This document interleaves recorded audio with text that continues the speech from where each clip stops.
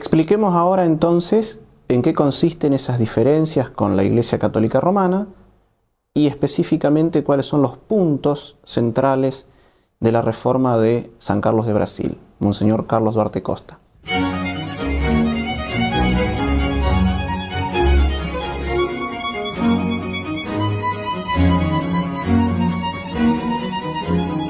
El hecho de no ser romanos no quiere decir que seamos antirromanos. La Iglesia brasilera y también nuestra Iglesia nacional, nuestra Iglesia Católica, Apostólica y Argentina, siguiendo la reforma de San Carlos de Brasil y conforme a la tradición de la Iglesia de los primeros siglos, la misma que siguen las iglesias de Oriente, llamadas iglesias ortodoxas, la misma tradición que sigue la Iglesia de Inglaterra y las iglesias viejo-católicas de Holanda, Suiza, Alemania, etc., consideramos que el obispo de Roma es simplemente eso, un obispo más, el obispo de Roma. No aceptamos ni creemos en la doctrina de la supuesta infalibilidad del Papa en materia de fe y de moral y en la supuesta jurisdicción universal del Papa sobre los demás obispos. La doctrina de la infalibilidad papal y de la supremacía del Papa es básicamente una cuestión política.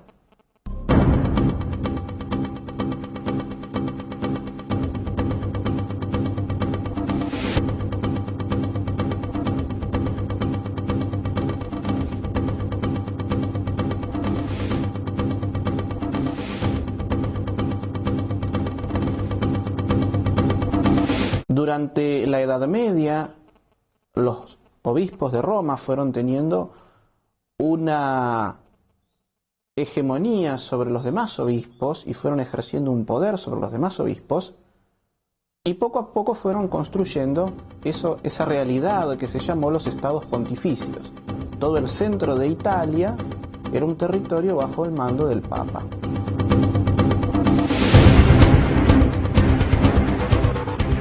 Cuando a mediados del siglo XIX, durante la reunificación italiana, los revolucionarios entraron en la ciudad de Roma y le quitaron al Papa sus estados pontificios, Pío IX inventó la doctrina de la infalibilidad papal.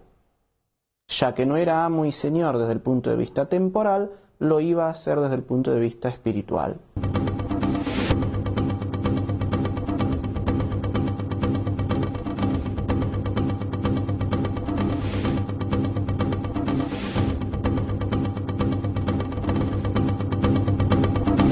Las iglesias viejo-católicas, especialmente de Holanda, de Suiza, de Alemania, justamente surgen como reacción en contra de la doctrina de la infalibilidad papal. San Carlos de Brasil tampoco acreditaba, tampoco aceptaba esa doctrina, al igual todos aquellos que seguimos su reforma. Sí, la ciudad de Roma fue en su momento capital del mundo conocido del Imperio Romano, pero ni siquiera tenemos documentación precisa que nos hable de Pedro como obispo de Roma y por ende no podemos tener la certeza de que el Papa es sucesor de Pedro. Tampoco encontramos en los evangelios ni en el testimonio de la Sagrada Escritura el concepto del papado, la idea del Papa, una supuesta preeminencia de Pedro sobre los demás apóstoles. El testimonio más claro es el Concilio de los Apóstoles, el Concilio de Jerusalén, que aparece en el libro de los Hechos de los Apóstoles. Se debatía la cuestión acerca de si los paganos que entraban a la iglesia debían pasar por las ceremonias del rito judío, la circuncisión, y someterse a la ley judía y luego bautizarse, o si directamente podían bautizarse. Se reúnen los apóstoles en Jerusalén y resuelven la cuestión. Pedro, en primer lugar, no toma ningún tipo de decisión por encima de los demás apóstoles. Por el contrario, Pedro estaba en favor de que debían primero pasar por la circuncisión y luego bautizarse. Y dice el texto que Pedro fue encontrado reprensible. San Pablo lo va a, podríamos decir, retar, le va a llamar la atención delante de los demás apóstoles Y finalmente va a prevalecer la idea de que no hacía falta hacerse judío para ser cristiano.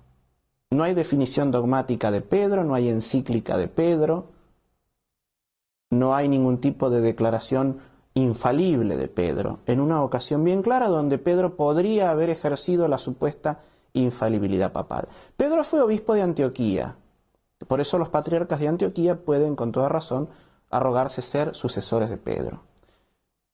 Pedro y Pablo mueren en Roma, pero la comunidad de Roma, la comunidad cristiana de Roma ya existía cuando ellos llegaron. La tumba de Pedro se encuentra sobre la colina vaticana, debajo del altar de la actual Basílica de San Pedro. Su tumba se encuentra ahí, sus reliquias se encuentran ahí, claro que sí. Pero eso no alcanza. El texto que aducen del tú eres Pedro y sobre esta piedra es una mala traducción. No sabemos si Jesús se lo dice a él en concreto o si se lo dice a los apóstoles, porque el arameo hablado, pasado al griego y después por San Jerónimo al latín y del latín al castellano y a los demás idiomas, se presta a todo tipo de manipulación y es un solo texto, un solo párrafo y no hay más.